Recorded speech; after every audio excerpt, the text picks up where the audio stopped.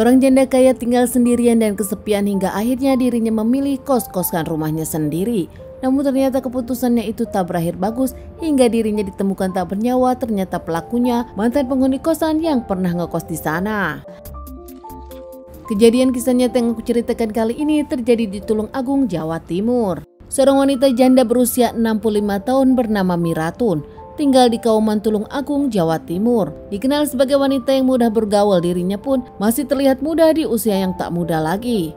Pekerjaan sehari-hari dirinya berjualan di pasar, dikenal selalu bersih dan menomorsatukan kerapihan. Di mata para tetangga, Miratun sendiri selalu membantu sesama, dikenal dermawan dan baik juga. Karena dirinya memang wanita pekerja keras, meskipun keuangannya baik-baik saja bahkan dirinya dinilai kaya, Miratun sendiri tetap memilih bekerja di pasar tiap hari.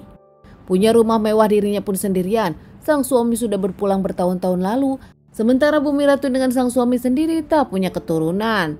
Hasil diskusi dengan keluarganya, Miratun sendiri memutuskan untuk mengkoskan beberapa kamar di rumahnya. Bukan karena kekurangan uang dirinya mengkoskan kamar-kamar di rumahnya, melainkan dirinya mencari kehidupan lain agar tak sepi di rumah. Ada beberapa kamar kosan hingga akhirnya 3 kamar terisi. Seorang laki bernama Ria namun tak lama dirinya kabur, dan 1 orang lagi bernama Wahyu bekerja di bank, sementara 1 orang mahasiswi yang juga bekerja. Setelah ada 3 anak kosan, Miratun sendiri pernah curhat kepada tetangganya kalau dirinya kehilangan emas dan juga uang. Namun saat itu Miratun tak mau ambil pusing dan dirinya pun tak ingin melaporkan kepada pihak kepolisian.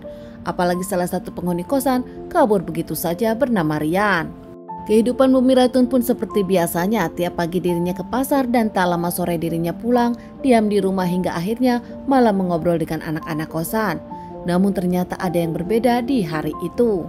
Tepatnya di tanggal 14 Februari 2020, 2 penghuni kosan yaitu Wahyu dan juga seorang perempuan nampak pulang dengan keadaan kaget. Malam hari saat itu pintu tak terkunci, rumah pun terbuka, bahkan lampu pun tak menyala. Ada yang aneh seperti tak biasanya. Wahyu masuk dan nampak kaget menemukan Ibu Miratun ditemukan terletak di lantai depan kamarnya. Kondisinya sudah dengan penuh cairan merah dan tertutup kasur lipat. Kamar acak-acakan membuat Wahyu panik dan tak lama Wahyu pun langsung melaporkan ke Pak RT dan lapor polisi. Jam 1 malam pihak kepolisian datang menyelidiki kasus ini dan evakuasi jasad Miratun dibawa ke rumah sakit untuk dilakukan otopsi.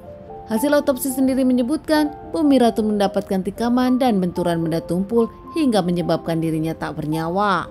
Polisi saat itu bahkan menginterogasi 2 penghuni kosan, tetangga Miratun dan juga keluarga Miratun. Usai dilakukan otopsi, jasad Miratun sendiri dikembalikan ke keluarganya untuk dilakukan pemakaman. Sementara pihak kepolisian terus menyelidiki kasus ini. Cukup lama pihak kepolisian mengungkap karena tak banyak barang bukti yang ditinggalkan. Namun berkat kerja keras pihak kepolisian, akhirnya polisi pun mengamankan seorang pelaku. Seorang pelaku diamankan di tempat persembunyiannya di kos-kosan Surabaya. Pelaku yang diamankan di Surabaya dikembalikan ke Tulung Agung hingga akhirnya menceritakan kronologis yang ada. Lelaki pelaku tersebut bernama Rian Diki Febrianto, berusia 26 tahun, warga Kalimantan yang merantau ke Jawa. Tepatnya di Januari 2020, Rian pun mencari pekerjaan namun kurang beruntung. Hingga akhirnya Rian ditelepon oleh sang paman yang tinggal di Tulung Agung dan meminta Rian ke Tulung Agung dari Kalimantan. Saat Rian sesampainya di Tulung Agung, Rian sendiri tak tinggal di rumah sang paman karena sempit. Hingga akhirnya sang paman pun mencarikan kosan di dekat rumahnya, yaitu ternyata Rian kosan di rumah Miratun. Di tanggal 25 Juni 2020, Rian tinggal di rumah Miratun dan tahu kegiatan Miratun sebagai pemilik kosan. Bahkan sehari-hari Rian pun melihat kegiatan ibu kosannya tersebut. Miratun yang kerap memakai uang dan emas, Rian pun tahu Miratun adalah orang kaya dan kerap menyimpan hartanya di rumah sendiri.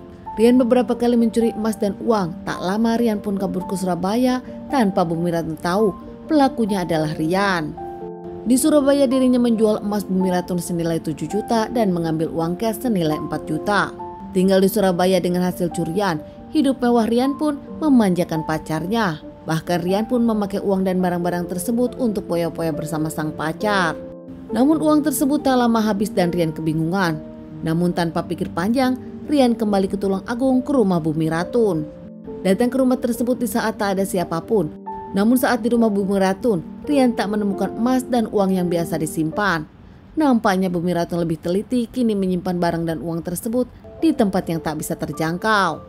Kesal tak menemukan apapun, Rian sendiri akhirnya berpikir Bumi Ratun yang kerap memakai emas dan Rian menunggu Bumi Ratun. Saat itu tak lama Bumi Ratun pun pulang dan tak menunggu waktu lama, Rian langsung memekap, memukul dan mencekik Bumi Ratun tanpa ampun. Meski saat itu Bumi Ratun melawan, namun nampaknya tak berhasil. Bumi Ratun tak bernyawa di tangan Rian. Usai melakukan aksinya, Rian sendiri membawa uang, emas dan handphone Bumi Ratun. Tak lama menggulingkan Bumi Ratun dengan kasur gulung, dan tak lama Rian pun meninggalkan rumah Bumi Ratun kembali ke Surabaya. Dari hasil penjualan emas tersebut, Rian pun mendapatkan uang dengan total 15 juta.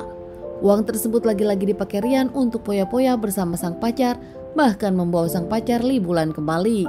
Hingga akhirnya Rian pun diamankan pihak kepolisian karena ketahuan. Di tanggal 31 Mei 2020, Rian pun memperagakan aksinya di depan pihak kepolisian. Diamankan dan menjalani beberapa kali persidangan, Rian akhirnya mendapatkan vonis 18 tahun penjara. Keluarga Rian tak menyangka Rian yang mencari kerja di Jawa namun ternyata melakukan kejahatan ini dan diamankan. Sementara keluarga Bumi Ratun tak menyangka pelakunya adalah mantan anak kosan Bumi Ratun yang ternyata selama ini selalu dibantu Bumi Ratun. Teman-teman, sekian dulu bahasan kasus yang aku bawakan kali ini. Semoga ini bisa dijadikan pelajaran untuk kita dan ditunggu bahasan kasus-kasus selanjutnya.